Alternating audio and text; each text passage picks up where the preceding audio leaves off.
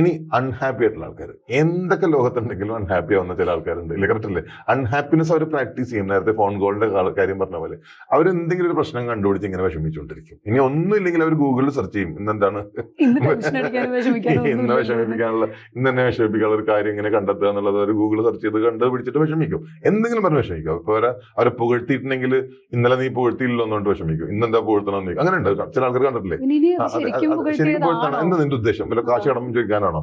അങ്ങനെ കാര്യങ്ങളൊക്കെ. അപ്പൊ എന്തെങ്കിലും നല്ലത് പറഞ്ഞാലും അവർ വിഷമിക്കും, മോശം പറഞ്ഞാലും വിഷമിക്കും. അങ്ങനെ വിഷമം ഒരു സ്വഭാവമാക്കി മാറ്റിയിട്ടുള്ള ചില ആൾക്കാരുണ്ട്.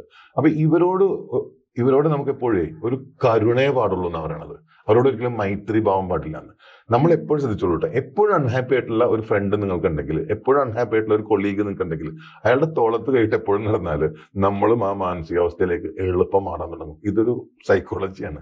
ഇത് പതഞ്ജലി എത്രയോ വർഷങ്ങൾക്ക് മുമ്പ് എഴുതി വെച്ചിട്ടുള്ള ഒരു കാര്യമാണെന്ന് പറയും. അപ്പോൾ ഒരിക്കലും എപ്പോഴും വിഷമിച്ച് ദുഃഖിച്ച് നടക്കുന്ന ആൾക്കാരെ നമുക്ക് ഫ്രണ്ടാക്കാൻ പാടില്ല എന്ന് പറയുന്നത്. അയാളോട് കരുണ ഉണ്ടാവാം. അയാളുടെ ദുഃഖം മാറാൻ, അയാളുടെ വിഷമം മാറാൻ നമ്മളെ കൊണ്ട് എന്തെങ്കിലും ചെയ്യാൻ പറ്റിയാൽ നമുക്ക് ചെയ്യാം.